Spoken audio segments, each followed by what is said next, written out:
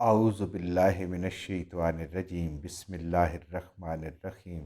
اللہم صلی علی محمد وعلی آل محمد۔ اللہ جل شانہ کو بے حساب کرم احسان اس ذات کا کہ جس نے ایک دفعہ پھر قرآن مجید سمجھنے کے لیے یہاں پہ ہمیں اکٹھا کر دیا۔ آج ہم انشاءاللہ چھٹا پارہ سورہ المائدہ کی آیت نمبر 77 سے اپنا سبق شروع کریں گے۔ اعوذ باللہ من الشیطان الرجیم بسم اللہ الرحمن الرحیم قل یا اہل الکتاب لا تغلوا فی دینکم غیر الحق ولا تتبعوا اہواء قوم قد ضلوا من قبل واضلوا کثیرا واضلوا عن سواء السبیل۔ قل، اے نبی کریم صلی اللہ علیہ وسلم فرما دیجئے، اے محمد رسول اللہ صلی اللہ علیہ وسلم آپ کہہ دیں، آپ فرما دیں، یا اہل الکتاب، اے اہل کتاب، یعنی بنی اسرائیل سے، یہود و نصارہ سے آپ یہ کہہ دیں، انہیں بتا دیں کہ اے اہل کتاب لا تغلو فی دینکم، نہ غلو کرو۔ غلو کیا ہوتا ہے؟ حد سے بڑھنا، کسی چیز کا افراط اور تفریط، یعنی اس کے مقام سے اس کو کم کرنا یا اس مقام سے بڑھانا، یہ ہے غلو۔ مثال کے طور پہ مغرب کے 3 فرض ہیں، اگر ہم ان کو بڑھا کے 4 کر دیں تو بھی غلو ہے، جس کی اجازت نہیں، کیونکہ اللہ نے 3 کا حکم دیا، اللہ کے نبی صلی اللہ علیہ وسلم نے 3 سکھایا، اور اس کو کم کر کے اگر 2 کر دیں تو یہ بھی غلو ہے۔ تو جہاں پہ جتنی رکھتے ہیں، جو کام، یا مغرب کا وقت مغرب کے وقت ہے وہاں پہ عشاء پڑھ لے، عشاء کا وقت عشاء کا ہے وہاں پہ فجر پڑھ لے، نہیں،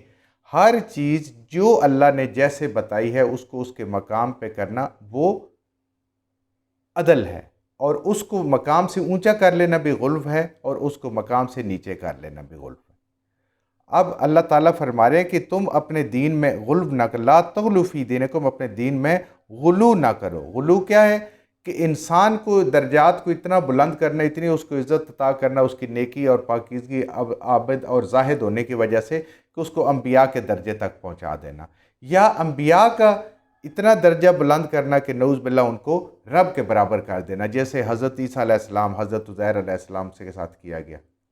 یا انبیاء کو وہ مقام بھی نہ دینا جو وہ ہے اور ان کو قتل کر دینا۔ تو اللہ فرما رہے ہیں کہ اے اللہ کے حبیب صلی اللہ علیہ وسلم آپ ان سے کہیں، ان کو بتا دیں کہ تم کیوں کرتے ہو اپنے دین میں غلو، کیوں کرتے ہو، اعتدال پہ، اس انصاف پہ کیوں رہتے جو اللہ اور اللہ کے نبیوں نے بتایا ہے، غیر الحق کے ناحق۔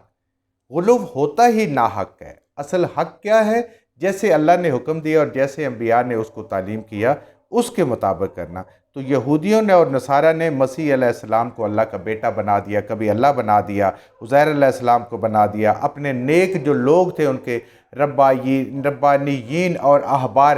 ان کو ان کی باتوں کو انہوں نے ان کو درجات نبیوں کے برابر دے دیے، ان کی باتوں کو ان کو ماننا شروع کر دیا۔ اسی طرح ہر چیز کا غلو ہوتا ہے۔ مثال کے طور پہ اگر وضو کے لیے انسان کو 1 مگہ پانی چاہیے، 1 لوٹا پانی چاہیے، اگر وہ 1 بالٹی سے وضو کرتا ہے تو اس نے اس میں بھی غلو کیا۔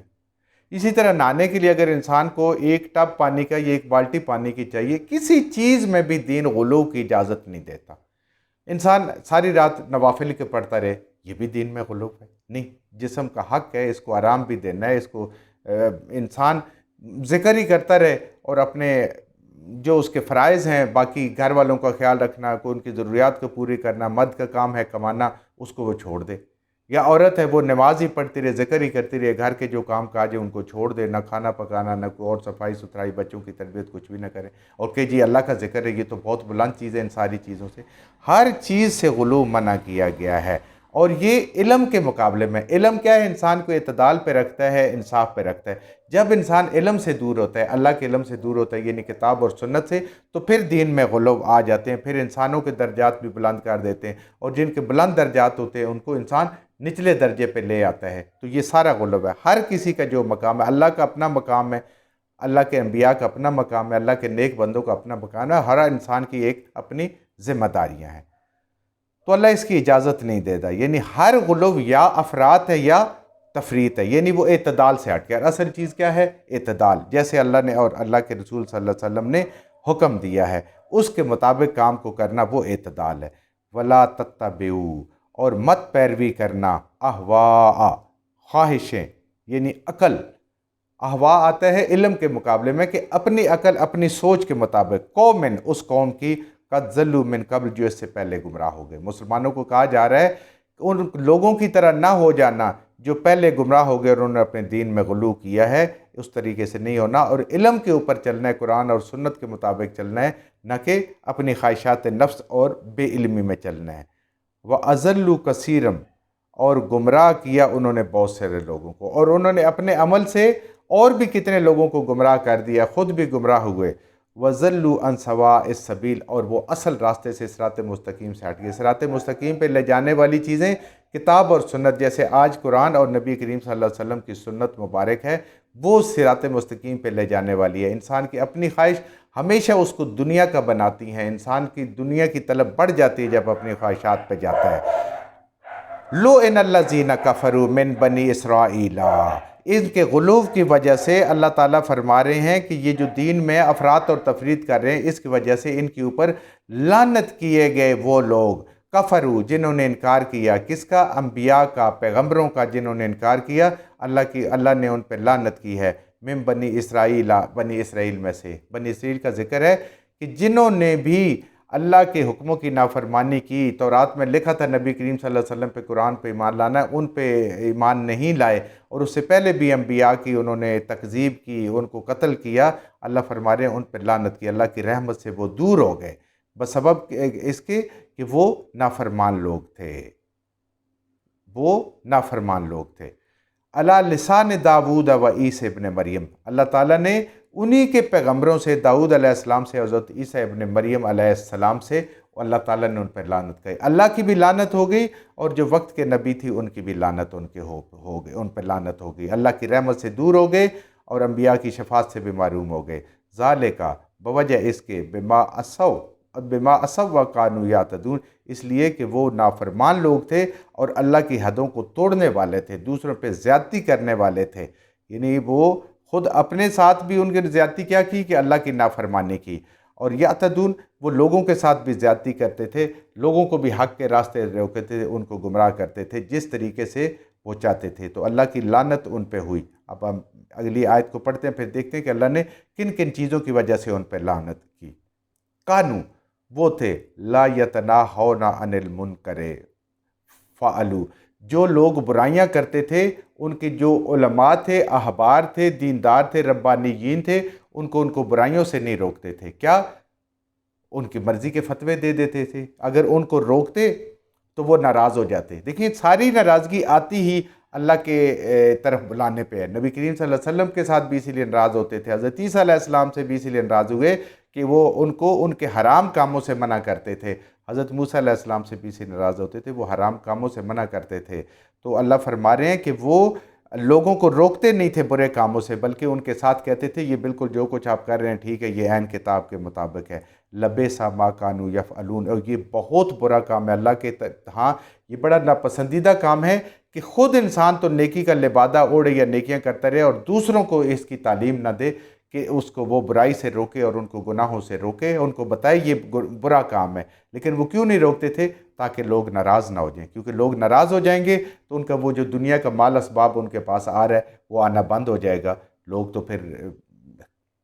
ان سے ناراض ہو جائیں گے، اور جب بھی اللہ کی بات کی جاتی ہے لوگ ناراض ہوتے ہیں۔ لیکن جو اللہ والے ہوتے ہیں وہ دنیا کی پرواہ نہیں کرتے، لوگوں کی پرواہ نہیں کرتے، وہ اللہ کی بات کرتے ہیں۔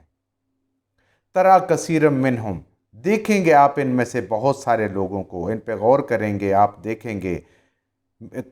زیادہ تر ان میں سے لوگ، منہم یتولون الذین کفروا، کہ یہ اللہ کے حکم کی نافرمانی کرتے ہوئے یہ کفار کو، جو مشرک لوگ ہیں ان کے ساتھ ان کی دوستی ہے۔ مشرکوں کہا کرتے تھے نا مشرکین عرب کو، یہ بنی اسرائیل والے، کہ تم ٹھیک ہو، یہ مسلمان غلط ہے، محمد رسول اللہ صلی اللہ علیہ وسلم کو ماننے والے، قرآن کو ماننے والے غلط ہیں، اور تم ٹھیک ہو، حالانکہ انہیں پتہ تھا کہ وہ شرک میں مبتلا ہیں اور وہ جاہلیت میں مبتلا ہیں، یہ ان کو کہتے تھے اور یہ ان کو دوست رکھتے تھے۔ لبئس ما قدمت لهم انفسهم، اور بہت ہی برا ہے جو آگے بھیجا ان کی جانوں نے۔ یہ اعمال، ہر انسان کے اعمال آگے جا رہے ہیں نا، تو یہ بہت برے اعمال ہیں جو آگے بھیج رہے ہیں۔ ان سخط اللہ علیہم، سخت ناراض ہوا، ناخوش ہوا اللہ ان سے، وفی العذاب، اور یہ عذاب میں ہوں گے، ہم خالدون، اور اس عذاب میں یہ ہمیشہ رہیں گے۔ تو اللہ تعالیٰ نے بنی اسرائیل پہ 5 چیزوں پہ لعنت فرمائی ہے، 5 چیزوں کی وجہ سے۔ سب سے پہلے کیا؟ عصو، اللہ کی نافرمانی کی، اللہ کے نبیوں کے نافرمانی کی، اپنے وقت کے نبی نافرمانی کی، یعتدون، اور یہ حد سے بڑے لوگوں کے ساتھ انہوں نے دوسروں پر زیادتیاں کی، ان کے اوپر ظلم کی، ان کے مال ناحق کھائے، یہ انہوں نے کی۔ تیسری اللہ تعالیٰ فرما رہے ہیں کہ نہیں عن المنکر نہیں کیا، انہوں نے لوگوں کو گناہوں سے نہیں روکا، لوگوں کو بتایا نہیں یہ گناہ ہے۔ اور آپ کو پتہ ہے ہمارے لیے بھی یہی ہوئی، یہ سارے حکم قرآن میں یہ ہمارے لیے ہیں کہ برائی کو دیکھو تو اس کو طاقت سے روکو، وہ طاقت نہیں ہے تو اس کو زبان سے برا کرو، وہ طاقت نہیں ہے تو اس کو دل سے برا سمجھو، اور یہ ایمان کی کمزور ترین ہے، کمزور ترین درجہ ہے یہ ایمان کا۔ تو انہوں نے لوگوں کو برائی سے نہیں روکا۔ اور پھر پانچویں بات کیا ہے کہ یہ کفار کے دوست ہوئے، مشرکین کے دوست ہوئے، مسلمانوں کے دوست نہیں ہوئے، ایمان والوں کے دوست نہیں ہوئے، یہ ان کے ساتھ دوستی، ان کی محبت ان کے ساتھ رہی۔ تو اللہ تعالیٰ کا فرمان ہے کہ اللہ تعالیٰ ایمان والے ایمان کے ساتھ محبت کرتے ہیں اور کافر کافروں کے ساتھ محبت کرتے ہیں۔ تو جس کے ساتھ انسان محبت کرتا ہے اس کا انجام اور اس کا جو آخرت ہے، اس کا جو خاتمہ ہے، وہ اسی چیز پہ جس کے ساتھ اس کی دوستی ہوتی ہے۔ کیونکہ نبی کریم صلی اللہ علیہ وسلم کے مبارک فرمان کا مفہوم ہے نا کہ ہر انسان اپنے دوست کے دین پہ ہوتا ہے، جیسی دوستی ہے وہ ایسی ہو جاتا ہے۔ خوشبو والے سے دوستی ہے تو جسم سے کپڑوں سے خوشبو آئے گی، اور اگر بٹی والے سے دوستی ہے تو چنگاریاں تو اڑ کے پڑتی ہیں، انسان جتنا بھی اس کے دامن کو بچائے۔ تو یہ بنی اسرائیل کا ذکر کر کے اللہ تعالیٰ اس امت کو، محمد صلی اللہ علیہ وآلہ وسلم کی امت کے ایمان والوں کو یہ بتا رہے کہ یہ وہ چیزیں جو اللہ کا ناپسندیدہ چیزیں اللہ کی، اور جن کی جو اگر ان پہ عمل کرتا ہے تو اس پہ لعنت ہوتی ہے۔ آج دنیا میں تو یہ ہمیں نظر نہیں آتی، لیکن آخرت میں یہ ساری چیزیں انسان کے پیچھے نظر آ جائیں گی۔ جو کچھ ہم نے صحیح پڑھا اللہ ہمارے ذہنوں میں، دلوں میں بٹھا دے، جہاں جہاں پڑھتے ہوئے بولتے ہیں ہم سے غلطیاں ہوگا اللہ میں معاف فرما دے، اور ان غلط باتوں کو ہمارے ذہنوں سے، دلوں سے اللہ کی ذات نکال دے۔